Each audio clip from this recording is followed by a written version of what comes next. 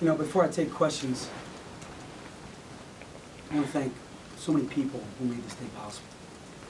You know, Dr. Joyner, Dave Baker, Rick Calusa, if I forget anybody, I'm sorry. Dave Capoletti, Warren Crispel, they just pulled an all-nighter. Just amazing staff that I have. Keith Ergo, Mary here at Rec, Bob Howard and Al, and over at the BJC allowing us to take the baskets, and they were very just open-minded and forthcoming about helping us out, making this an event.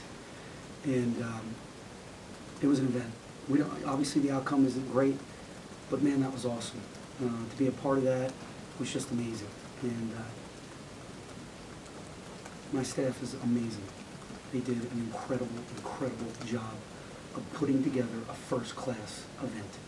And I hope everybody enjoyed themselves, went back, told stories, saw Bruce, saw the 91 team. We're heading in the right direction. We're doing all the right things. Just got to keep fighting, keep getting better, and do a better job finishing games. Go ahead. That last play, is that exactly what you wanted coming out of that time? I wrote up two things, and if I saw single coverage in the back, that's exactly what I wanted. Did you ever think Tim wouldn't finish a shot like that? You know what? It's unfortunate it comes down to that. I mean, he's a fifth-year senior, and that's going to weigh on him. You know, the missed free throw, the missed layup at the end. That will weigh on that kid. That kid is, I feel for him. Did you? He was so proud to play in this building. My team was so proud to be here. I've never felt it like that before about the basketball program. 20 turnovers when you're averaging 9. I think they just try to do too much. And we played against Northwestern's 1-3-1, Michigan's 1-3-1. We worked against the 1-3-1. I don't know what to tell you. Sometimes it doesn't work, sometimes it does. You gotta make some shots. And give a lot of credit to Princeton. Great adjustment. But we still were up 10 with a few minutes to go. And you gotta make your free throws. And you gotta play, you gotta keep playing defense. We were definitely on our heels.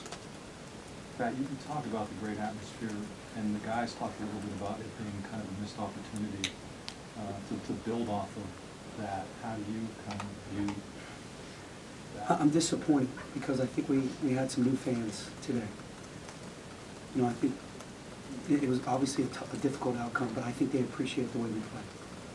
And we play exciting basketball. So hopefully they'll still come. And hopefully they'll come out to the BJC. I still think we're a good team. That's a heck of a Princeton team. The way they shoot, I knew if they were going to get their average, it would be a long day. But I don't know if we would have missed out on a great opportunity. I think we definitely turned some heads and opened some eyes and had some new fans there today. And at least brought men's basketball up to the forefront. It was nice that everybody was talking about us for the first time in my 3 years. Did you get a sense that it was coming in terms of them starting to hit shots? No question. They had some open ones. I watched almost every tape. It just takes a little while for those guys to get going. And on any given night, it could be anybody. Their best player, he 1 for 10, 0 for 5.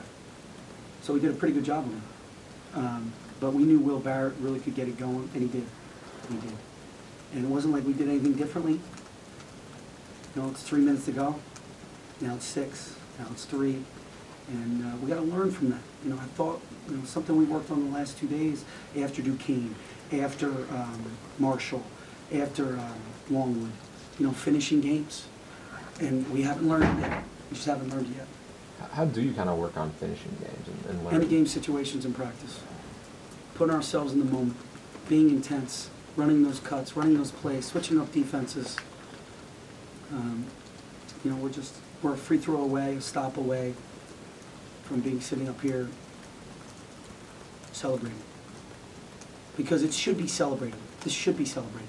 What went on here today is amazing. 17 years. It's pretty incredible. Pat, how do you take this from an event standpoint and make it a regular occurrence down the street?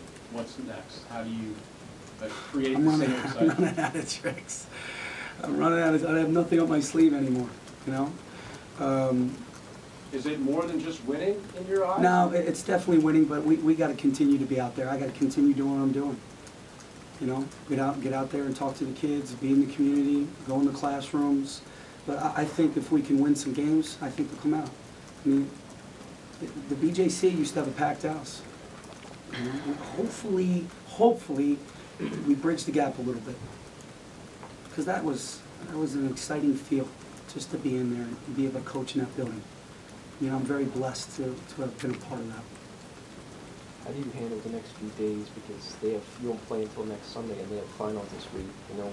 Does that change it maybe differently after a tough loss than if you were playing in 2 days or 3 days? You know what? I think we were limping home a little bit here, to be honest with you. We've been going since August, foreign tour, a lot of things, saw some tired legs, tired minds. You know, shortened up practice the last 2 days. I really started to see it at Marshall. I saw it again at Duquesne. So this period couldn't come soon enough. So we're going to give them a few days off, a few days away from me, and let them focus on their exams. Hopefully they excel. We're very much into trying to keep our 2.9, 2.85 GPA as a team, and get back to work later in the week. How difficult is this for you? It seems like a little bit of a punch it seems like you're disappointed. I don't want to put words in your mouth, but it seems like it's tough for you. You know, it is. It is. It's hard. I wanted to sit here. We played a great opponent. Man, it's a good team. And I'm just disappointed the way we finished. As a coach, you try to do everything. You call timeouts. You motivate. You write up things. You hope that we can execute. You hope we can do some things. And it just didn't. You know, even when we did execute, we missed free throws, or when we were about to execute, we turned it over. You know, there's little things that need to be cleaned up. Honestly, I feel bad for the kids. I feel bad for our players. They really wanted to come in here and perform well and play well. And maybe that's what happened at the end there. So much pressure put on these kids to excel and play well in rec hall that they were a little tight at the end there. The struggles with finishing games, do you see it as being mental or something else? You know, you gotta step up to the foul line and knock down free throws. You know, Duquesne, I don't know what happened there, we just stopped playing. Same thing with Marshall, you know, because we're a pretty good defensive team, and we showed that for about 30, 34 minutes, maybe even 36. It's just unfortunate. It's unfortunate. I feel bad. Again, I feel bad for the players. What a great crowd you had here. They were going crazy. They truly helped, you know, in some of those free throw situations to allow us to have another chance, another life. And you know, we're not going to get it back. At the end of regulation, would you rather see Tim try to get to the bucket rather than taking a shot like that? You know, I got to trust him. It's just him? You're just I letting him just go? said, you got to go make a play, go make a play. You know, obviously I'd like to see him drive it or get himself to the foul line, but he thought the three was the best play, best shot at that point. I'll tell you what we're going to do is definitely learn from this. I mean, I thought we had some good end-of-game situation. I mean, now we're in overtime. Now we're down 5. We fought. We did some good things down the stretch. We put ourselves in a position to win. Let's learn from that. And then we'll break down the last 4 minutes and see what we need to do differently. What happened through Just basketball. You know, his face was in the wrong place at the wrong time. You know what I mean? Just going for rebounds, things like that. Gets physical in there. Great kid. If that happens to him, he comes right back to practice, throws a mask on. You talked about the atmosphere. Did you learn anything about the fan base today, or was it just sort of reaffirming to see, you know, the support from the students and everyone? It's a great question, and what I learned that they do want basketball. They do crave good basketball. They do crave a winning team, and I'm going to try to do that for them, because I appreciate. I saw the line, and I'll tell you what, I got a little misty. I'm not going to lie, because I've been here 3 years. I've never seen a line anywhere. And it was nice to see a line out the ticket window, or waiting to get first row seats, kind of like football. You know, waiting to get that front row, waiting to get your feet on the floor. That was pretty cool. Coach, did the guys from the 91 team speak to the team at all? Not really, but some were there early for pregame, and then they came in for our dinner, and you know, they went around, shook hands, told some stories, talked.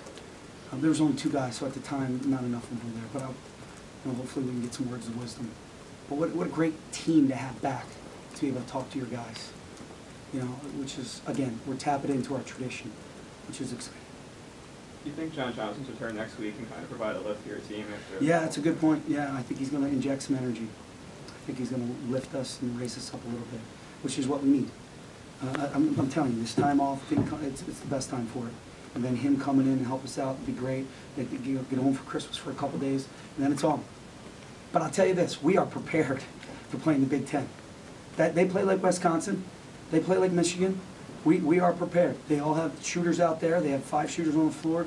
Wisconsin has 5 shooters. Michigan will have 4.5 shooters. So we're ready to go. Coach, you said that you got misty when you saw the line out the door.